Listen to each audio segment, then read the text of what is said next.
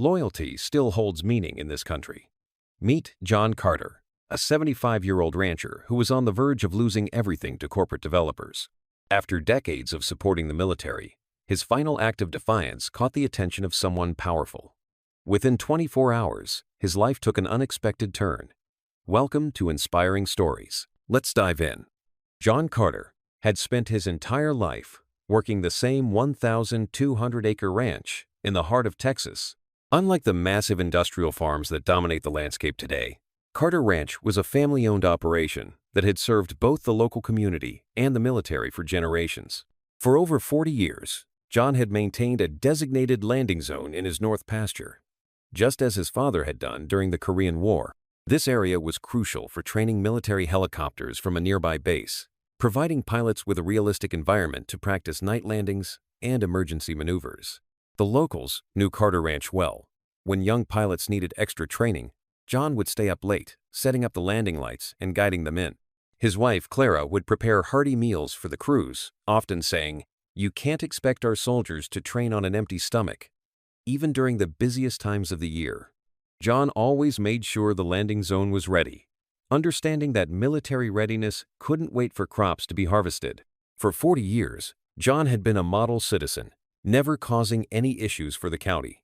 But when a major tech corporation, Innovatech, purchased the surrounding land, everything changed. The new owners had no interest in military training zones or national security. They saw only prime real estate for their new corporate campus, and Carter Ranch was right in the middle of their plans. "We're offering you more than the land is worth," they told John. But no amount of money could replace the decades of service he and his family had given to their country. The ranch wasn't just a piece of land. It was a vital training facility that had helped countless pilots hone their skills. Many of those pilots had gone on to serve in conflicts from the Gulf War to Afghanistan. John sat at his kitchen table, staring at the final eviction notice. 4 decades of Carter family tradition were about to end because corporate developers couldn't see the value in what they were destroying. His father had maintained these fields during the Cold War, and his grandfather had started the tradition during World War II.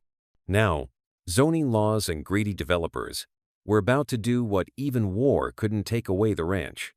One by one, John watched his neighbors sell their land.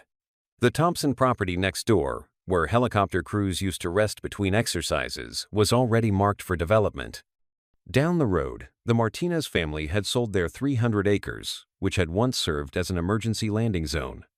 Every evening, John and Clara would sit in their kitchen, looking over the developer's offers.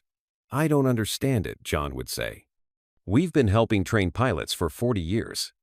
How can they just erase all that history?" Clara would hold his hand, remembering all the young servicemen and women they'd supported over the years, all the late-night training sessions they'd facilitated.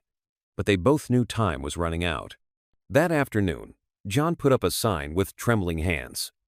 "Notice, Military Training Zone closing. Carter Ranch, serving our forces since 1945.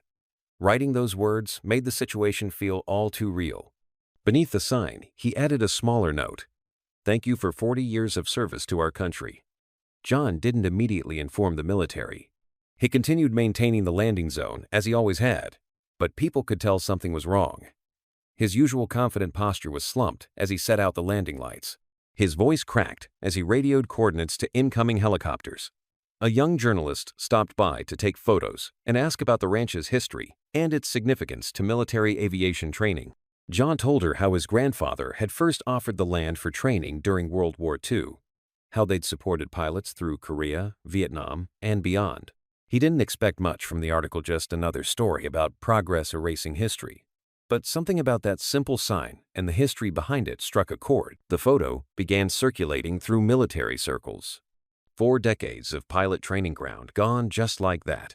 One post read. The story gained traction as people shared memories of Carter Ranch, the night landing training, the emergency procedures practice, Clara's meals during long exercises. John was in his barn that evening when his landline rang. His daughter had been urging him to get a cell phone, but he always insisted the old phone worked just fine. "Mr. Carter," a voice said, "please hold for the Secretary of Defense." John nearly dropped the receiver. For a moment, he thought it was a prank, but seconds later, another voice came on the line. "Mr. Carter, I saw the story about your ranch. Tell me about it." For the next half hour, John spoke with the secretary about service, not politics, just service. He talked about late nights guiding helicopters in, about watching young pilots become skilled aviators, about teaching the next generation what dedication to country truly means.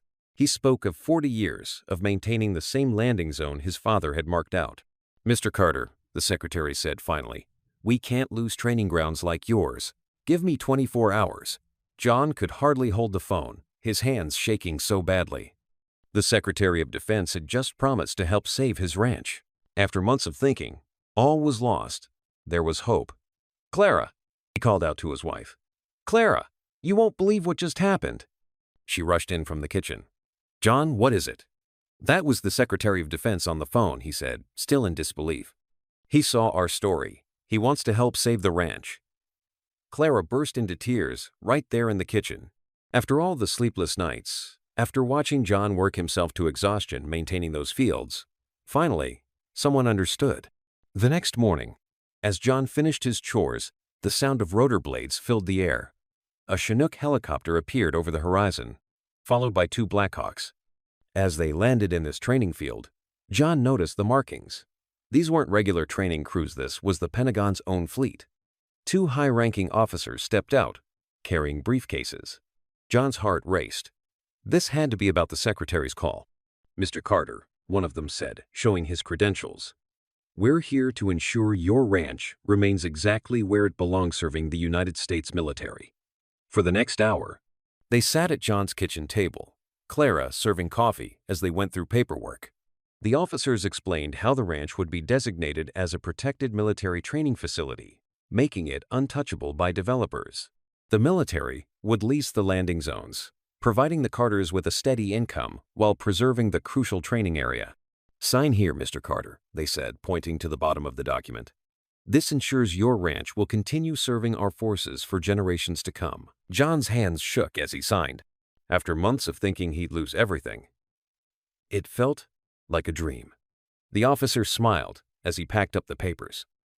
"The secretary wanted us to tell you something," he said, standing to leave. "He said to remind you that some things are worth more than money, and supporting our military is one of them." That same day, they visited Innovatech's offices. The developers' faces turned pale when the military officials walked in. No more talk of property values now. They handed them new paperwork, official orders about protected military installations. "But our development plans," one executive started to say, "have been superseded," the officer cut him off, "by national security interests." The developers quickly found a way to revise their plans not just for John, but for all the surrounding farmland that supported military training. Within hours, other ranchers started receiving calls. The Thompson property would remain a rest area. The Martinez family could keep their emergency landing zone. One by one, the threatened properties were being protected. True to his word, within 24 hours, everything had changed. Today, Carter Ranch still stands.